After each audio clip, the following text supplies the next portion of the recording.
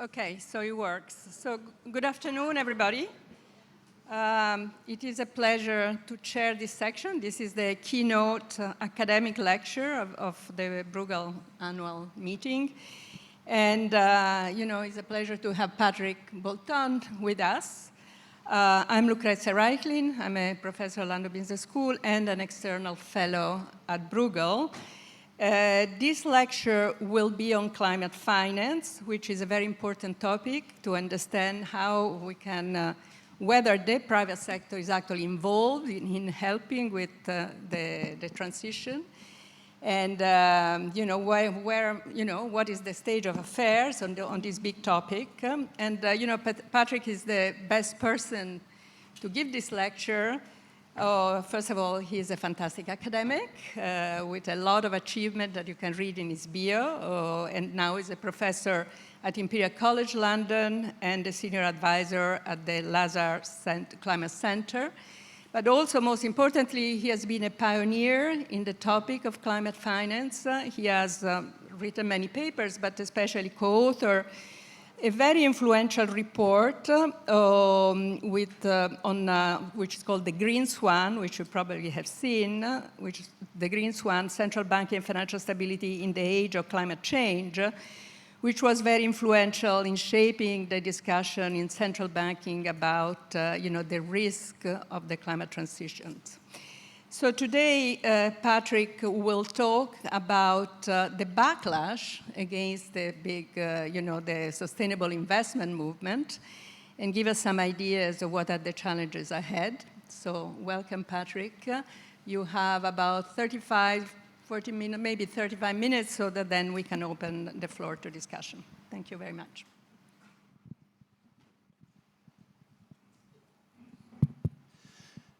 Thank you, Lucrezia. Thank you for this kind introduction. Thank you for the invitation. It's an honor to be speaking to this audience, expert audience. So let me jump right in. What I have to say, some of the things I've heard already earlier in the panels. Some of the things will be just a slightly different take. And hopefully there will be a few points that you will agree on. I'm sure there were some of the things you will be raising eyebrows, so we'll see. So here's the outline. Very simple. So I thought I would start with the role of finance in combating climate change. Even though finance now plays a big role, it's not always obvious why finance is important. Then I'll give you a little overview of the rise of climate finance. And as Lucrezia mentioned,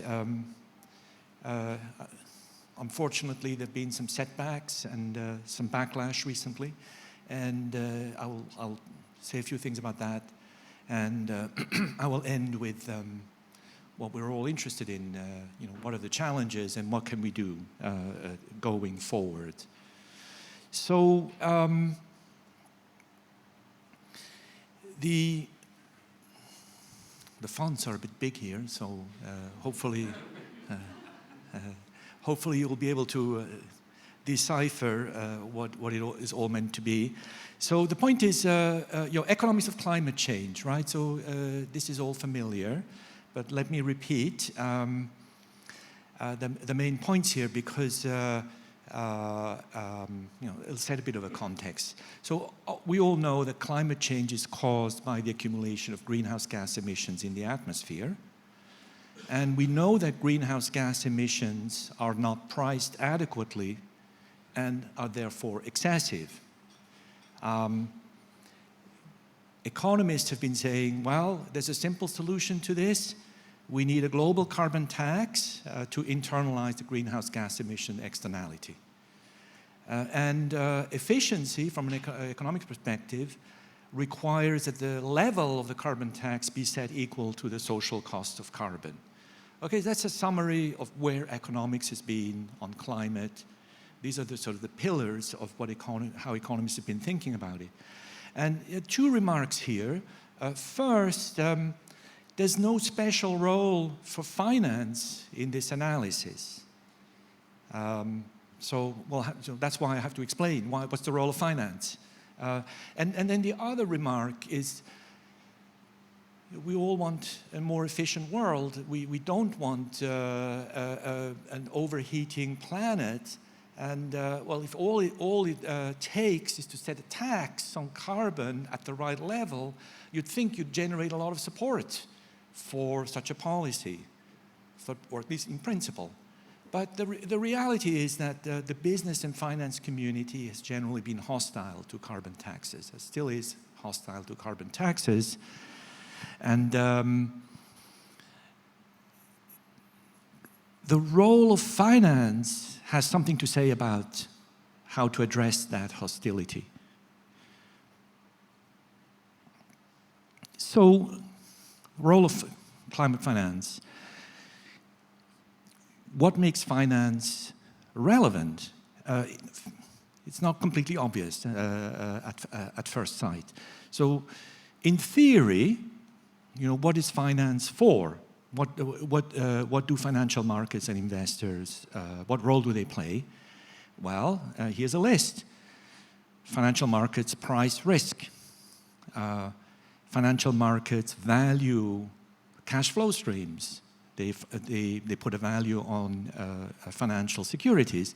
And financial markets are a source of funding for positive net present value investments. That's in theory.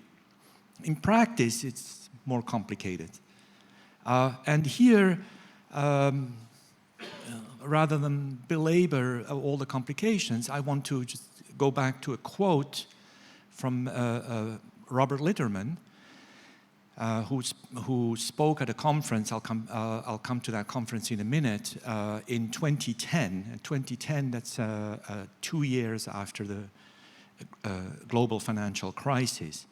And here's what he said about the global financial crisis and the relevance for climate change. What caused the financial crisis was a systemic risk that wasn't being priced.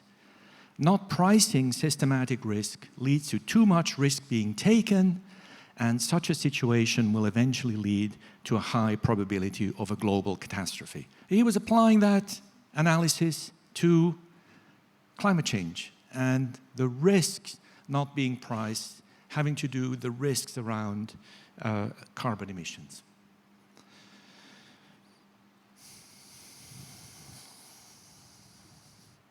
Oh, well, I went too fast. Here we go. Yeah, let me now Lucrezia kindly said a few words about my background, but let me give you a bit of more context how I got into this topic.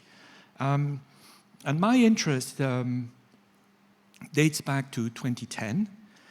And in 2010, I helped co-organize a big conference at Columbia University with the theme, here you can see the cover of the conference volume, sovereign wealth funds and long-term investing.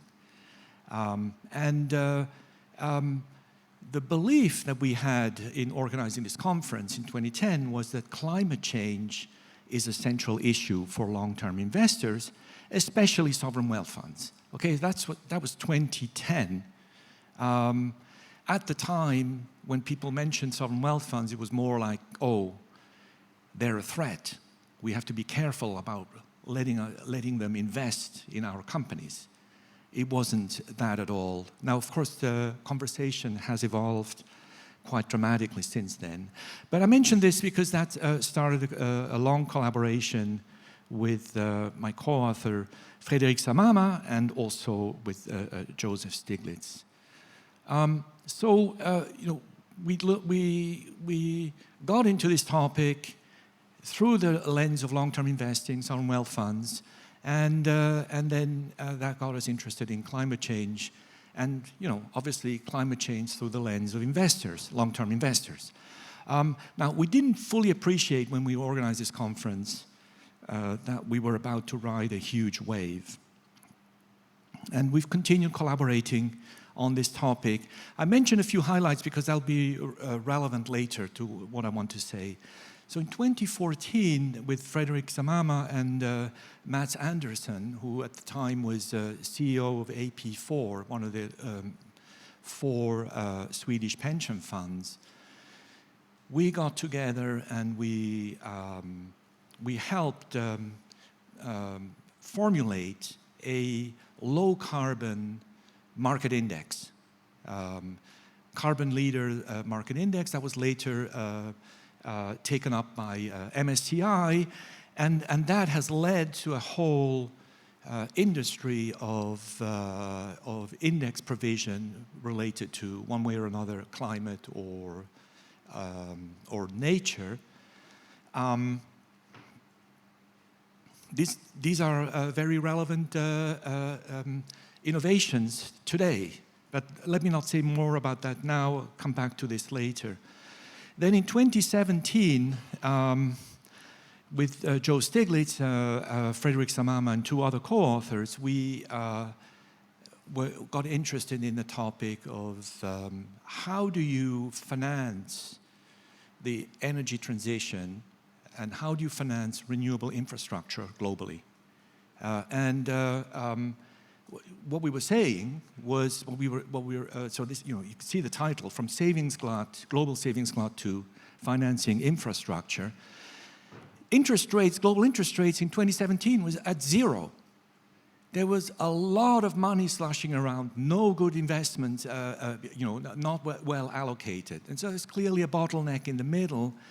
And what we wanted to highlight, which is still highly relevant today, is that you need to think in terms of building around a blended finance model, which involves, in particular, multilateral development banks. That was what we did in 2017, and then this led to a fantastic innovation that Fredrik Samama was involved in 2018, where the IFC and Amundi launched the world's largest targeted green bond fund for emerging markets. You have a little picture there on the screen.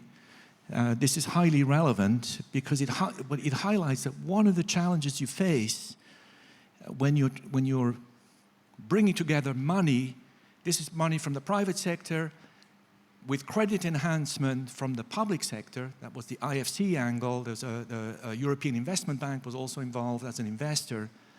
So you're bringing in all this money, and then the question is, well, where are the financing opportunities? And unfortunately, these things develop with a lag. And what was very clever about this fund was that you can see the dark colors there. Initially, the money had to be invested in emerging market sovereign debt. And then as green bond issues were originated by emerging market banks over time, that money would then switch to those investments. So they had a ramp-up period, and then the fund would be fully utilized, and then you just wait for these investments to go up to maturity. And Lucrezia already mentioned the Green Swan report. There was also a great conference that BIS, IMF, Banque de France, and ECB put together. This was during COVID lockdowns. It was all online. This was the first Green Swan conference. And then the last thing I want to briefly mention, but only just in passing, is another version of a decarbonized portfolio strategy that I've developed with, again, Fredrik Samama and my other co-author, Marcin Kakpersik. So I mention this because, well, if you don't hear it from me, probably you wouldn't come across it. It's not, these things are not very well known. In any case, just to highlight that yeah, I mean, this is an exciting period. It's certainly an exciting period for us as researchers. But there was also a huge global interest in climate finance over this period. So here you see two charts. I just wanted to show you a summary with two charts. What you have here on the left is you can see the share of total assets under management that have some nature or climate component. And the top plot is PRI, which has assembled, that was really the initiator of this movement. And then you have a more narrowly focused PRI impact. And you could see, I mean, 2006, we're basically close to zero. And when you look at PRI signatories, that's now like 60% by now. And then an even more focused initiative is Climate Action 100+, which has also risen rapidly. So that's on the left. On the right, you have another plot which is quite striking. This is a paper by Pastor, Stambaugh, and Taylor. Some of you may have come across. And just shows you that if you do a rough split of assets, financial assets, stocks, you label some green, the other one's brown. I mean, there's some issue how you do that. It's not really always well done. But anyway, they have some classification. And you can see that over this period, wow, you know, if you invested in a green portfolio, as they define it, you would have done pretty well over this time period. And that's just, you know, the result of money flowing into these segments. While this was happening, there were other milestones. Of course, there's the Paris Climate Agreement, enormous milestone.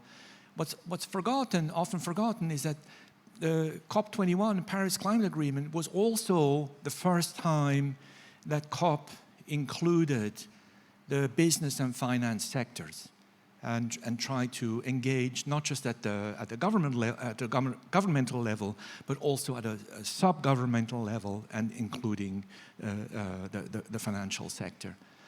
And 2015 is also the year when Mark Carney gave his famous speech, Breaking the Tragedy of the Horizon, which highlighted for the first time that, well, maybe central bankers ought to be concerned about what's happening.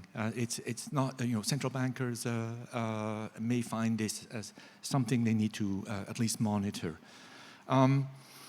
Same year, we had the founding of the Task Force on Climate-Related Financial Disclosures, Science-Based Target Initiative, and in 2017, the launch of the Network for Greening the Financial System, Climate Action 100+, and all of this culminated in Glasgow with the founding of the Glasgow Financial Alliance for Net Zero.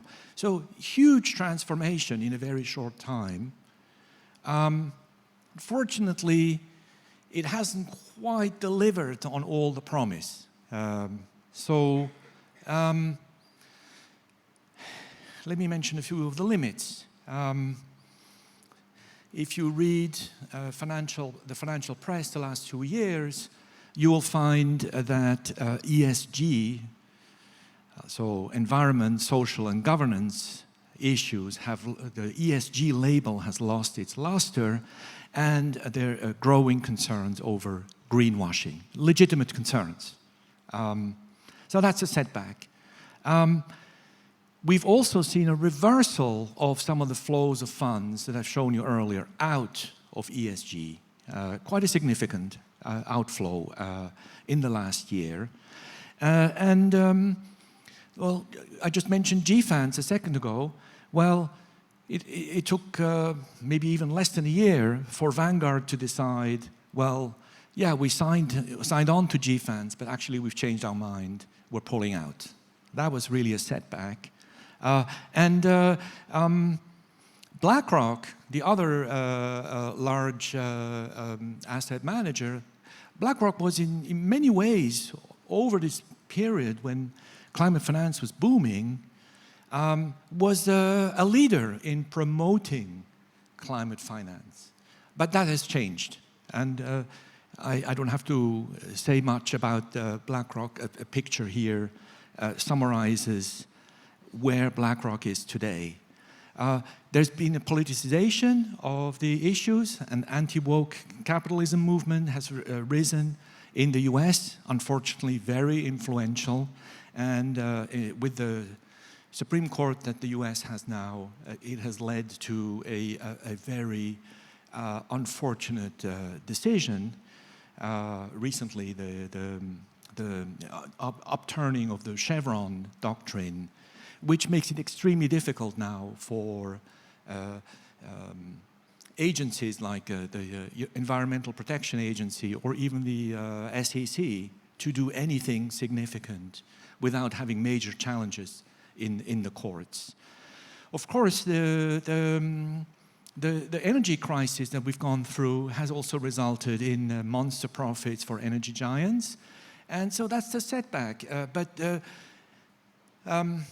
More generally, now I think we really have to ask, is all of this, even the successes, isn't it all too little too late? And the other aspect which has been disappointing is what I put under the heading here of insidious climate policy cycle. And it's a fancy word, but what do I mean?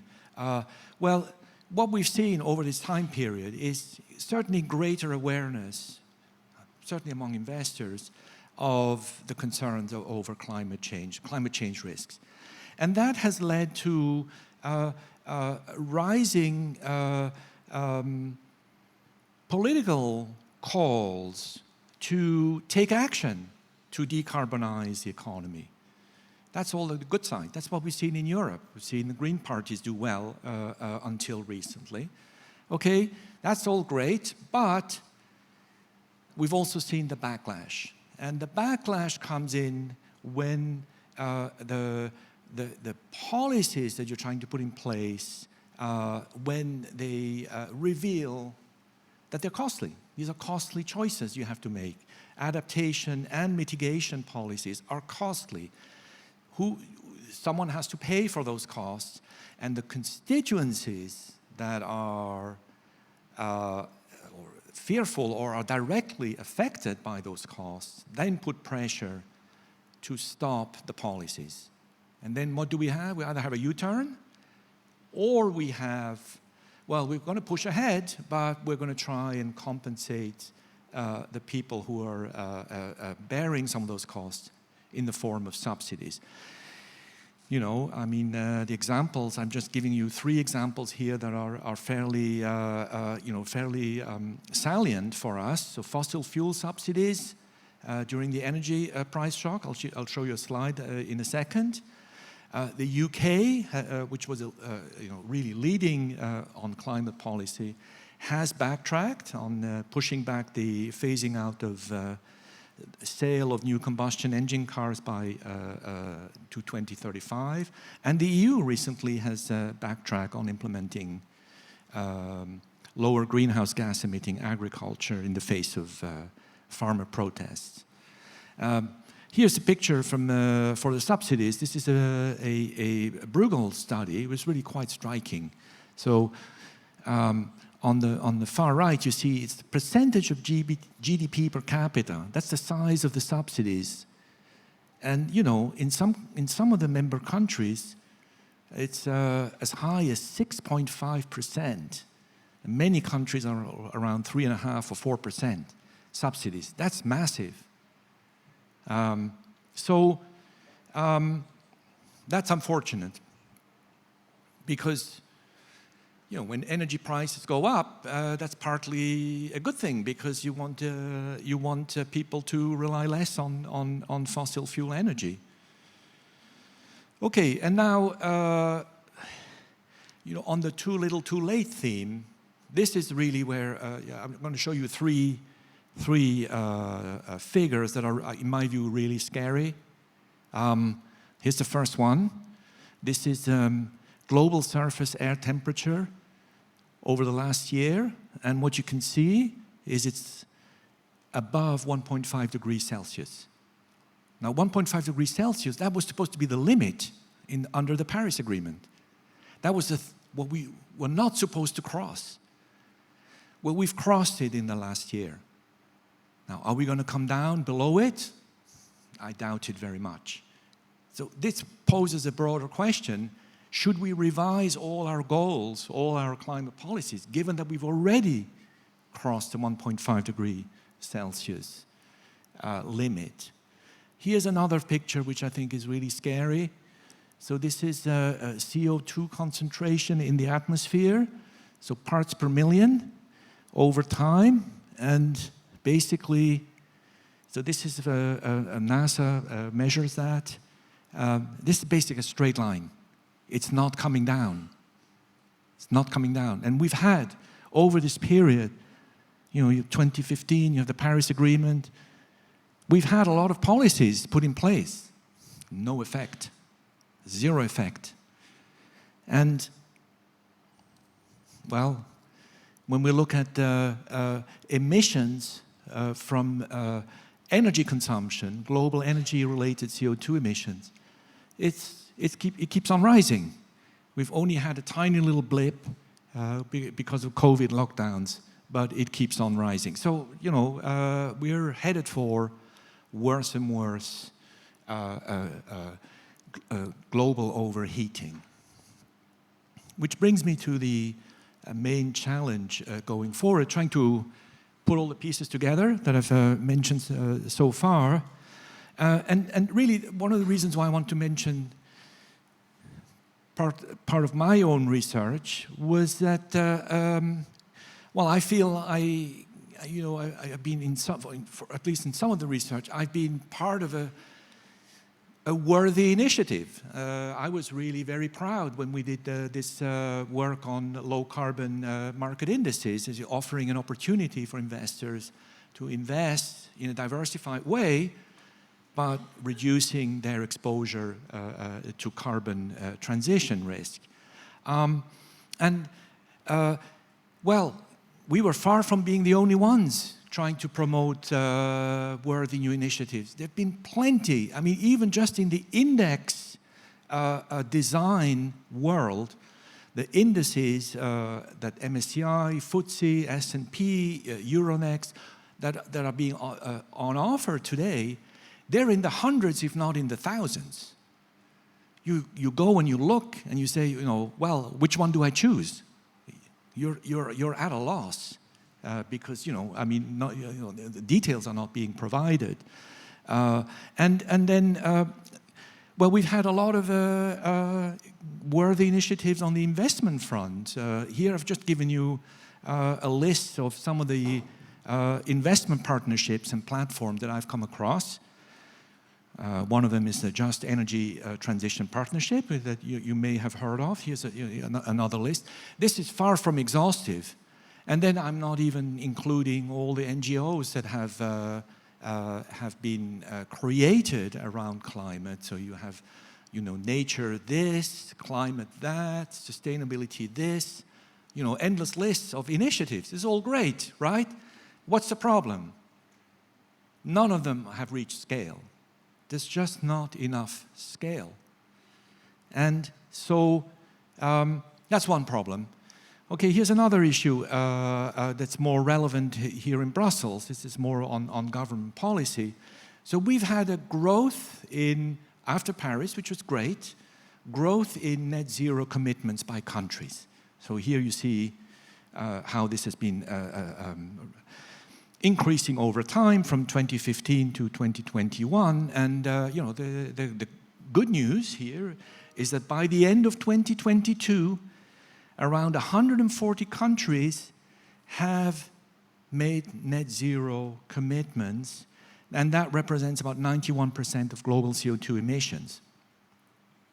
Okay, that's the good news. The not so good news is that apart from saying we will reach net zero by 2050 or we will reach net zero by 2060, not much is being said. Now, there are a few the European Union is among the leaders here, has interim targets like 2030, we've heard about today. What's also lacking is that apart from interim targets or a final target, there's no detail, there's no pathway being specified, there's no plan from year to year how we get there. And that is a major weakness in my view. And in particular, there's no coordination with what the NGFS does or what SBTI does. So NGFS has been a fantastic innovation. So this is central banks. They've decided, whoa, climate change is a problem. We need to understand it better. One way they decided to understand it better is to say, we need to formulate forward-looking scenarios, different ones, fast decarbonization, moderate decarbonization, no decarbonization, and then understand what the risks are under each scenario. Okay? That's been a fantastic tool. Everybody now looks at NGFS. Everybody who wants to understand anything about scenarios goes to the NGFS. Really fantastic tool. Now, where else in government have we seen this kind of work being done? I think that's a serious question, because after all, when central banks decided to get into this topic, there was huge pushback, still is a lot of pushback by the central banking community, by economists, monetary economists. Many very distinguished monetary economists have said, this is not a topic for central banks.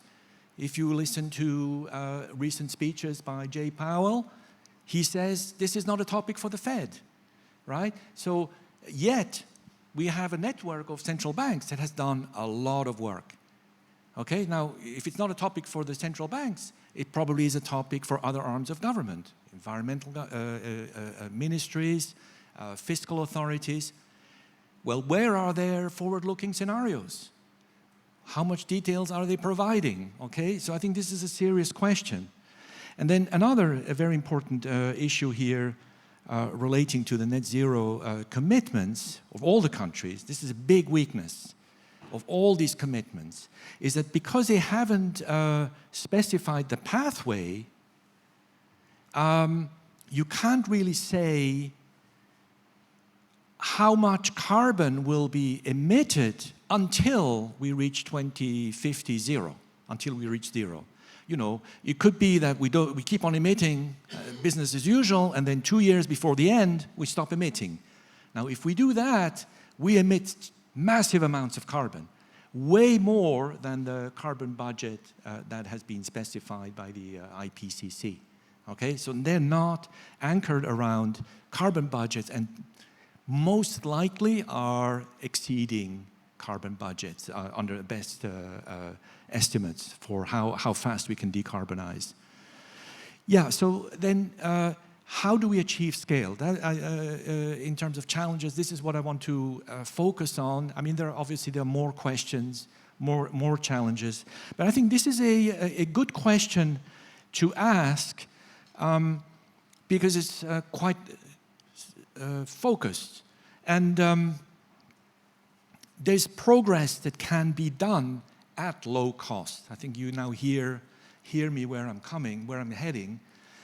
Basically, we can do a lot. We can really move things quite a bit forward by just going the extra step of putting details into our plans to decarbonize the economy.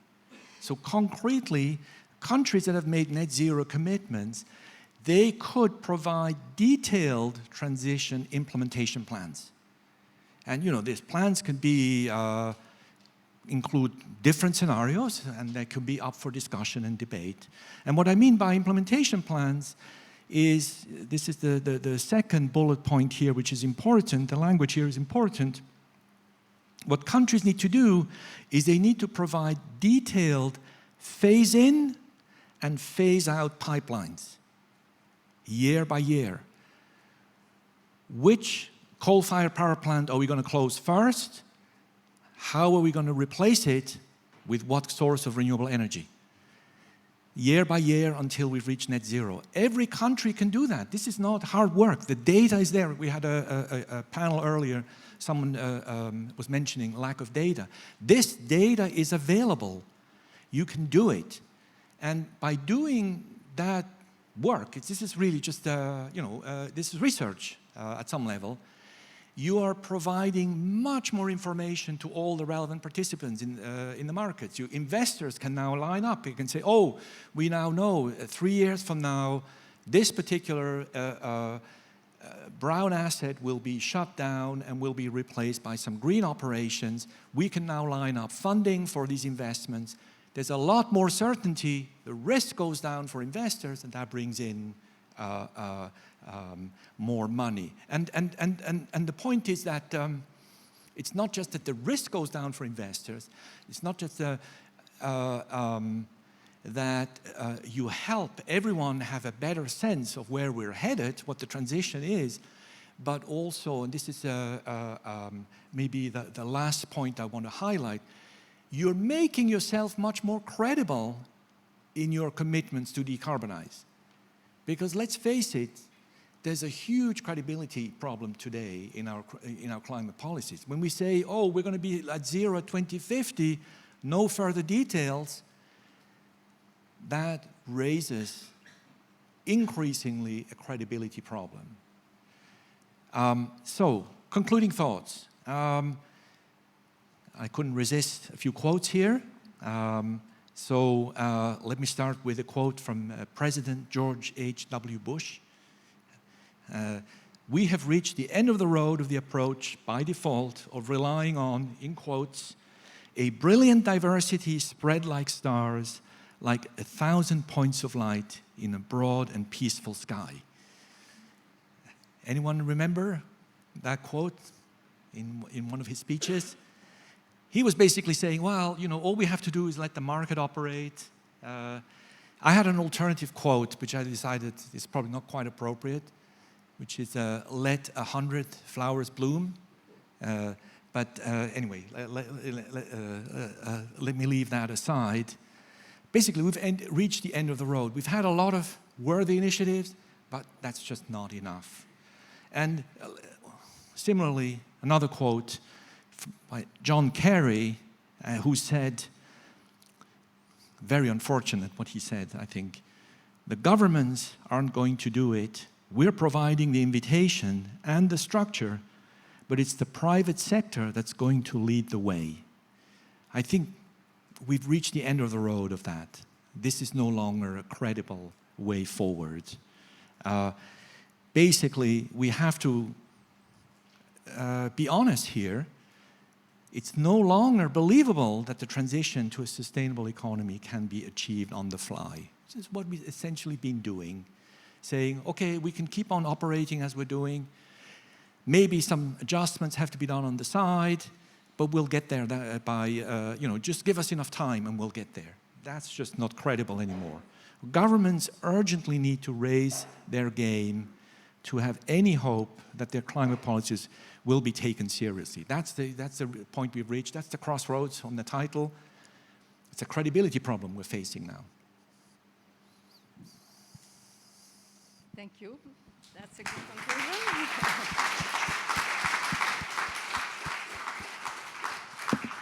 Okay, we only have 5 minutes for questions, and I want to ask a question, so I will ask. So, I mean, you started with the private sector involvement, and then you said, okay, there has been a backlash, maybe because of concern of greenwashing, or maybe because the preference of investors have changed. But then actually you have concluded that what is missing is really the public sector finances. But can't you see, I mean, that there is a big progress that we can also make in terms of providing an informational infrastructure and regulations and so on that would kick the private sector a little bit more because, after all, these are risks that needs to be priced. And, so it should be in the interest of the private sectors to understand this risk. And there is a huge amount of public policy and regulatory policy and standards and so on, that seems to be a very important area of policy. Would you agree with that? Or you think it's all about public finances? Yeah, thank you for this question. The last thing I would want to do is give a false impression. I 100% agree with what you're saying. But what I wanted to say is that we've now reached a point where if we're not helping the parts of the financial industry that wants to do something, we're not going to get there. And that's a public policy issue. And how do you help? So what you pointed out is you can provide a regulatory infrastructure, a disclosure infrastructure, but you can also help by telling the private sector, telling financial markets about the pipelines of projects that need funding. You need to give much more guidance as to what they can expect in terms of new projects that will come on stream, when, the size of investment, how are they going to come on stream. That's where the government has that's why I said, at least we can help reach, we can help the financial sector reach higher scale by just doing that effort. That's not a funding, new taxes, a new bank or anything like that. This is just a work of saying, here's where we're going, project by project. Here's what we're going to shut down. Here's what we want to invest in. And here's the roadmap. That's where I think we can achieve a lot. Okay, thank you. So question, Wendy?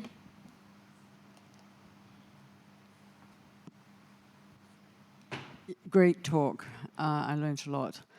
I find you've made a really excellent case for, so I should say Wendy Harlan, University College London.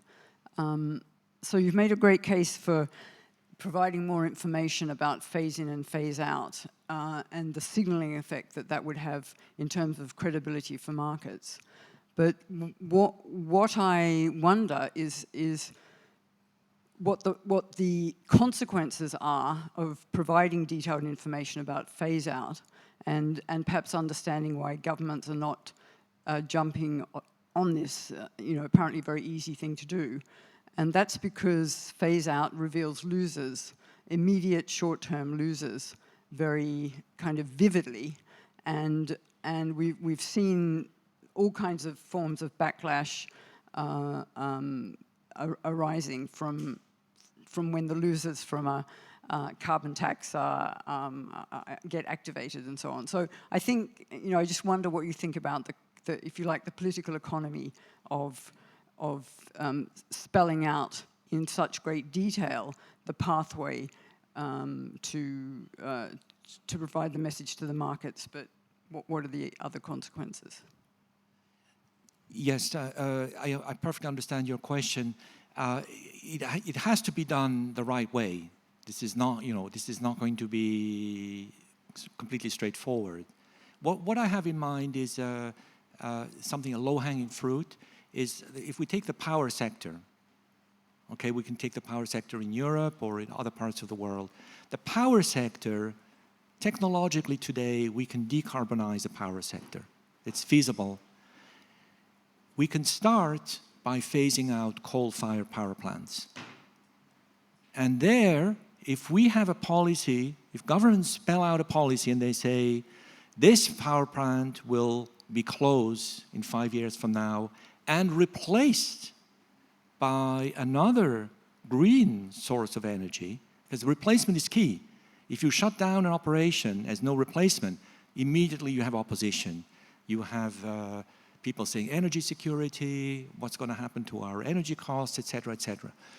But if it's done in a coordinated way, you build the green operation to replace a brown operation, and you give a timing, now you have achieved credibility. We have one question from the space. I would read it. If there is one thing central bank could do next to support the climate agenda, what would it be? That's a great question. I haven't really thought about it, I mean, this is something it wasn't on my mind coming here, but let me try and answer this question.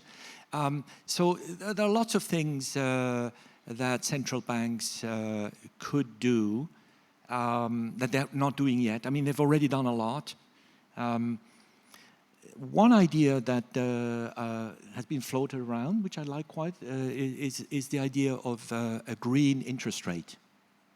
So basically, you set a lower interest rate for investments in, green investments, for example, renewable energy. That would bring, you can imagine what that would do, right? That would really suck in a lot of funding, and it would accelerate the origination of green investment. That would be a much higher scale than things like, changing reserve management by buying green bonds. The fact is, sadly, still today, green bonds is a tiny fraction of the market, so you can't go that far. But and then capital requirements, that's more complicated, likely to have less of an impact than a green interest rate. Okay, I'm afraid we have to close the session because there is another talk later. So thank you very much, Patrick. Great talk.